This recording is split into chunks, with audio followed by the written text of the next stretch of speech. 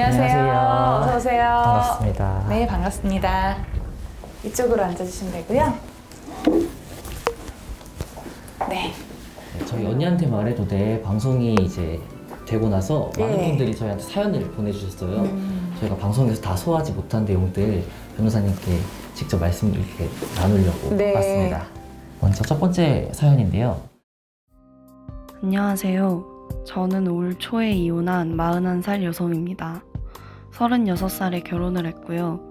결혼식 바로 전 남편의 빚이 있다는 걸 알고 제가 모아둔 돈으로 먼저 갚았습니다. 시댁에서 받은 건 아무것도 없었고 신혼집도 제가 살고 있는 월세방에서 시작했습니다. 시댁은 편의점을 운영하는 집이었는데요. 시어머니는 결혼 전부터 가진 돈이 얼마냐, 우리 주고 시댁 들어와 편의점 같이 하며 살자고 했지만 신혼부터 시부모님과 함께 살기는 싫어 그걸 거부했습니다. 그랬더니 남편한테 말하지 말고 결혼 후에도 돈을 빌려달라는 요구부터 남들 앞에서 제 욕도 하고 저를 아주 미워하셨어요. 걸핏하면 기집년, 며느리년 같은 욕설부터 탈모에 스트레스 위장병까지 너무 괴로웠습니다. 남편은 시댁 편의점에서 일하면서 일당 7만 원을 받는데 버는 것 이상으로 술과 친구에게 썼고 남편의 빚과 실용 불량으로 인해 생활비조차 제 명의로 대출을 받아야 했습니다. 이 모든 걸 버티다 이혼한 결정적 이유는 남편의 바람이었습니다. 바람난 거 알고 싸우던 그날 오히려 남편은 적반하장으로 저를 때리더군요.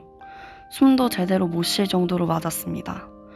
남편 빚 다 갚아줬더니 카드론 같은 걸로 여자 만나고 술 마시고 다니고 결국 1년간 별거 생활 끝에 협의 이혼을 했습니다. 이혼 후 1년 동안 고통 속에 살다 이제야 정신을 차리고 제대로 살아보려 하니 취직도 잘 안 되고 불안 증세까지 오더라고요. 당시 소송이 무서워 그냥 협의 이혼했는데 지금 와서 보니 내 돈은 내 돈대로 날리고 내가 왜 이러고 살아야 하지 싶습니다. 남편이 바람핀 증거와 때린 증거도 다 보관하고 있습니다.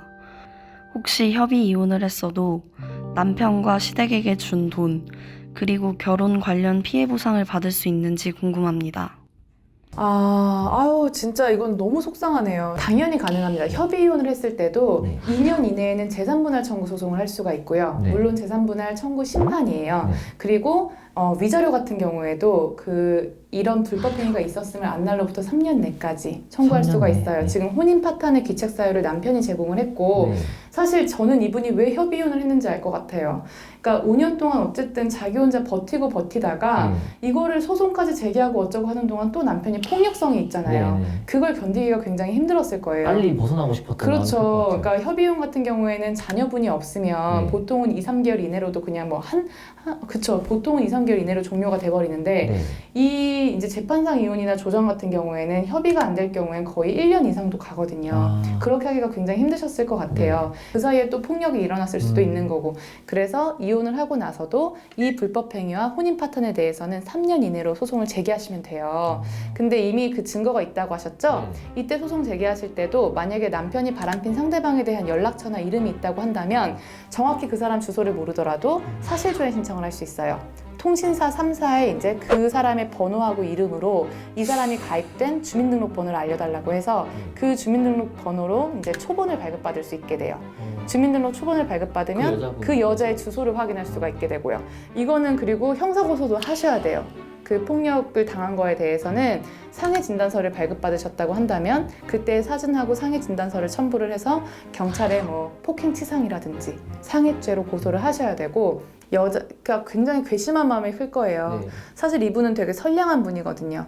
결혼할 때도 뭐 빚도 조건을 따진 없으시고. 것도 아니고 정말 내 남편, 내 사람 덜 불행하게 살게 하기 위해서 자기가 빚까지 갚아주고 시어머니가 정말 모질고 말도 안 되는 요구를 했지만 참고 살았단 말이에요. 네. 그러니까 굉장히 선량한 분이기 때문에 오히려 뒤에 가서 이제 간신히 정신적으로 어느 정도 회복이 된 다음에는 약간의 허탈감 그리고 내가 지금까지 이렇게 애를 썼던 거가 결국에는 아무것도 나한테 남지 않았고 모든 나를 이용을 했구나. 이 사람은 내 모든 걸 이용만 했구나 라는 생각에 굉장히 이 속상한 마음을 풀고 싶은 게 더 크실 수도 있을 것 같아요.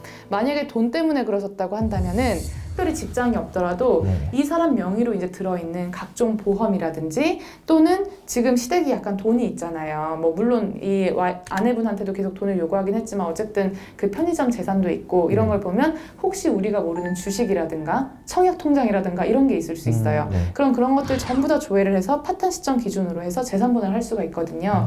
근데 이분은 지금 돈보다도 자기한테 고통을 주고 자기의 고통을 이용해서 본인만 행복하게 지내려고 했던 거기다 바람까지 다른 사람이랑 피면서 사랑까지 배반했던 그 부분이 굉장히 많이 속상하실 거예요. 네. 그걸 어떻게 해서든지 위자료로라도 배상을 받고 싶은 입장이실 거예요.